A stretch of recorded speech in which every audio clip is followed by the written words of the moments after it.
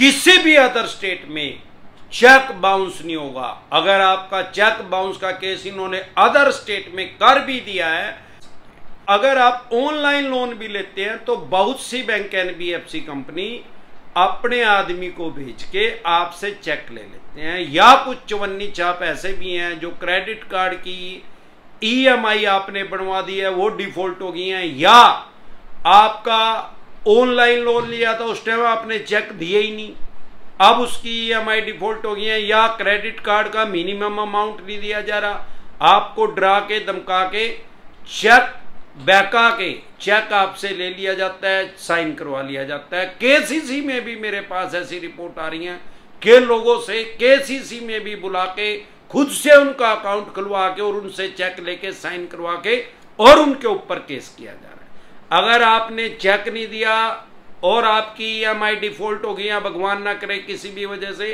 तो अब आप इनको कोई चेक ना दें, कोई ऐसा मैंडेटरी नहीं है अब इनको चेक देना।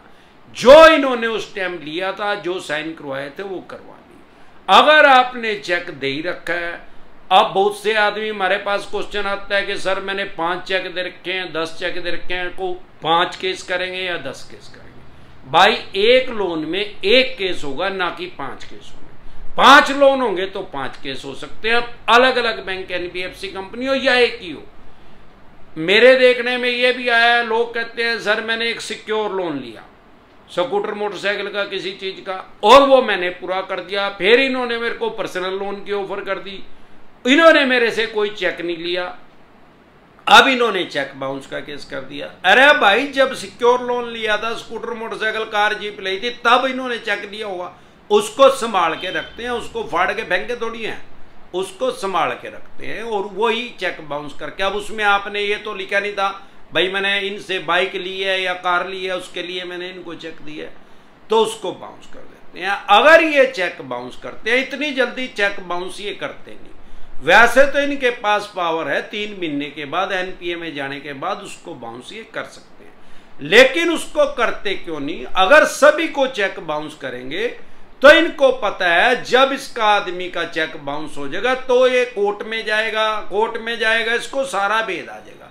इसीलिए इन्होंने चवन्नी छाप कुत्ते पाल रखे हैं जो लोगों को परेशान और रास करके डरा के धमका के फेक नोटिस भेज के लोगों के पास पैसे की रिकवरी गैर कानूनी तरीके से करते हैं, क्योंकि इनको पता है अगर 138 का चेक बाउंस का केस कर भी दिया तो इसको तुरंत प्रभाव से जमानत मिल जाएगी, तुरंत इसको बेल मिल जाएगी, जाते ही इसको बेल मिल जाएगी, जमानत मिल जाएगी, और फिर माननीय सुप्रीम कोर्ट तक जाते आते 40-45 साल लग जाते हैं। इतना इनके पास टाइम नहीं है, तब तक आदमी का हरिद्वार जाने का ही टाइम आ जाता है और इनका भी हरिद्वार जाने का टाइम आ जाएगा। यार ये कौन सा 16 साल के हैं भाई, 16 साल के किसी लड़के या लड़की को तो कोई भी बैंक एनबीएफसी कंपनी चलाने की पावर आरबीआई से मिलती नहीं, लाइसेंस नहीं मिलता, तो इसका मतलब ये भी 25, 30, 35 के 45 साल में इनका ही बोलो राम हो जाएगा, ये भी हरिद्वार चले जाएंगे, फिर पैसे देंगे किससे और लेंगे किससे? तो इनके पास इतना पेशेंस नहीं है। अब अगर इन्होंने आपको धमकी दी है, 99% तो ये चवन्नी छाप फेक नोटिस भेजते हैं लोगों के पास, चेक बाउंस का भी फेक भेज देते हैं। अगर आपके पास ऐसा कोई नोटिस आ रहा है, डरे घबराए नहीं, सबसे पहले फेक नोटिस डिसेंटेड वाली के वीडियो देखें, आपको अगर फिर भी वो ठीक लग रहा है, जेन्युइन लग रहा है, तो ई कोर्ट लोड कर ले, सारे देश की कोर्ट जो है ऑनलाइन हो चुकी है, ई कोर्ट लोड करके उसको चेक कर ले, आपको पता लग जाएगा कि वो जेन्युइन है क्या फेक है। फिर भी अगर वो जेन्युइन है तो आपको अपनी इसमें जमानत करवानी पड़ेगी, बेल करवानी पड़ेगी। अब लोग पूछते हैं कि सर बेल में पैसे कितने लगते हैं चेक बाउंस की में? अरे भाई ये तो ऐसा क्वेश्चन पूछ रहे हो कि मुझे लंच या डिनर करना है तो मेरे कितने पैसे लगेंगे? भाई 50 रुपए में भी खाना खा सकते हो आप, किसी भी देश के किसी भी शहर में, गांव में, तहसील में आप रहते हो, वहां पे सड़क किनारे ऐसे खोखे गुमटी लगे हुए हैं जो 50 रुपए में आपको भरपेट भोजन करवा सकते हैं।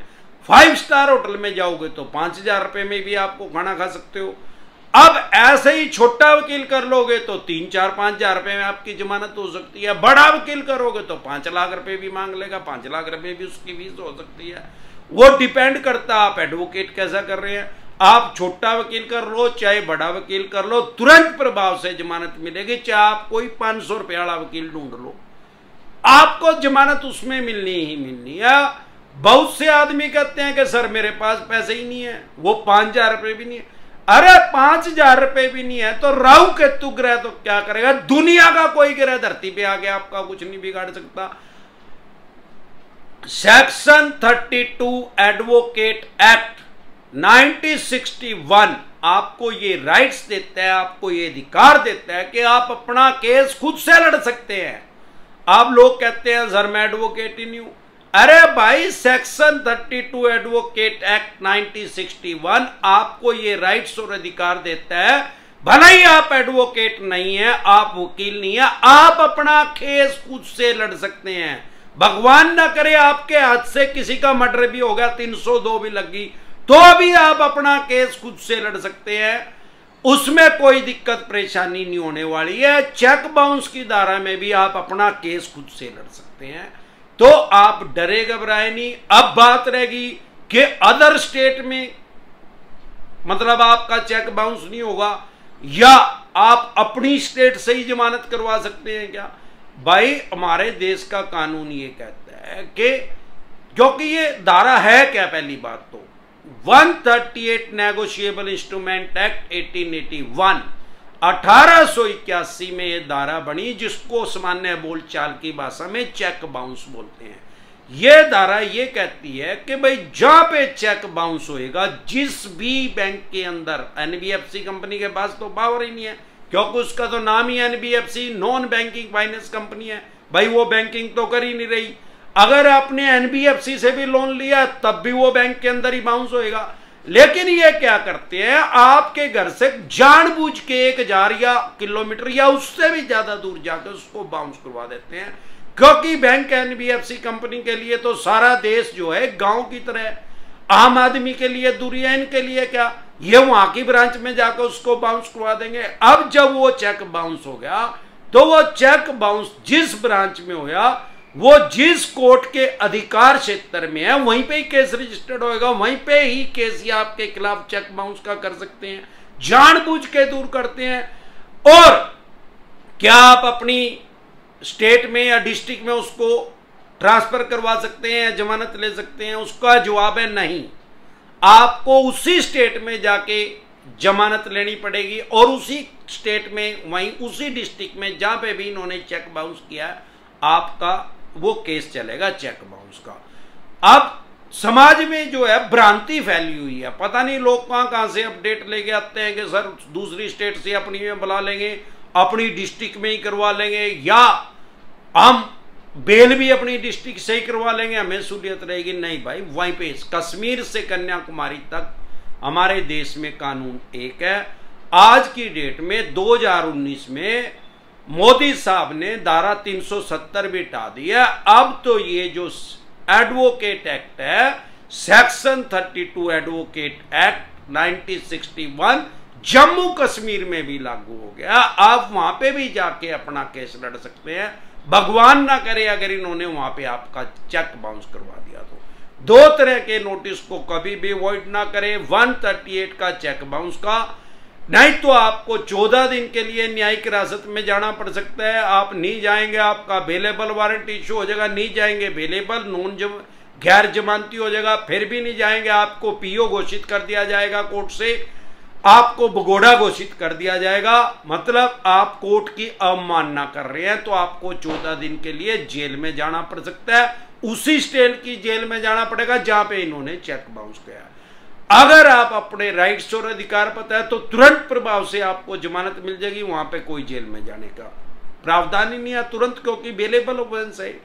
इसके अलावा अगर आपके पास सरफेसी एक्ट के अकॉर्डिंग नोटिस आ रहा है 2002 के, तो आपने क्या करना है, सिंपल 13(2) का आ रहा है, 13(4) का आ रहा है, सिंबॉलिक पोजेशन का, फिजिकल पोजेशन का आ रहा है, तो इसको कभी भी इग्नोर ना करें, हल्के में ना ले। नहीं तो आप अपनी मकान, दुकान, जमीन, जायदाद, फैक्ट्री, कारखाना, स्कूल, कॉलेज, बंगला, कोठी या शोरूम, जो भी आपने मॉर्गेज करके, गिरवी रख के, रहन रख के इनसे पैसा लिया है, सीसी लिमिट लिया, लैप लिया, लोन अगेंस्ट प्रॉपर्टी लिया, होम लोन लिया, उसकी ये ऑक्शन कर देंगे, बोली कर देंगे, सेल कर देंगे, उसको कबाड़ी के रेट में बेच देंगे, स्क्रैप के रेट में बेच देंगे। लेकिन अगर आपको अपने राइट्स पता है, अधिकार पता है, तो आप अपनी प्रॉपर्टी का बचाव कर सकते हैं। अगर आपके कोई केसीसी का लोन है या आपका कोई खेती किसानी से संबंधित आपका कोई लोन है, तो उसके ऊपर सरफेसी एक्ट इंप्लीमेंट नहीं होता, लागू नहीं होता। 20% से कम पैसे अगर आपके रह गए हैं देने, तो आपके ऊपर सरफेसी एक्ट इंप्लीमेंट नहीं होता, लागू नहीं होता। अगर 50% से ज्यादा पैसे आपके जा चुके हैं, तो भी आपके ऊपर आप इनके खिलाफ डीआरटी में जा सकते हैं, यह भी कोर्ट का नाम है। इसके अलावा अगर ये आपकी प्रॉपर्टी को फॉर एग्जांपल 3 करोड़ वाली को 1 करोड़ रुपए में बेचने की कोशिश कर रहे हैं, इन्होंने पेपर में नोटिस निकलवा दिया, इश्तिहार लिखवा दिया है और उसका एक रिजर्व प्राइस निर्धारित कर दिया, तो आप एक नोटिस इशू करें कि भाई मेरे मोहल्ले में, पड़ोस में, गांव में, तहसील में, कस्बे में, डिस्ट्रिक्ट में, जहां भी वो प्रॉपर्टी है, मकान है, दुकान है, फैक्ट्री है, कारखाना है, फ्लैट है, जिस लोकेशन पे है, जिस सोसाइटी में है, जितने गज का है, जितने स्क्वायर फुट का है, इसी लोकेशन पे 2 आदमियों के एफिडेविट लेके आओ कि वो 1 करोड़ रुपए में अपनी प्रॉपर्टी को सेल करने के लिए तैयार है। ऐसा इनके पास होनेगा नहीं, ना नोमन तेल होनेगा, ना राधा नाचनेगी। तो आपको भाई फिर 3 करोड़ रुपए की है मेरी मार्केट वैल्यू, तो आप इसको 3 करोड़ में सेल करके 2 करोड़ रुपए मेरे को दे दो, 1 करोड़ रुपए अपने ले लो, दैट्स ऑल।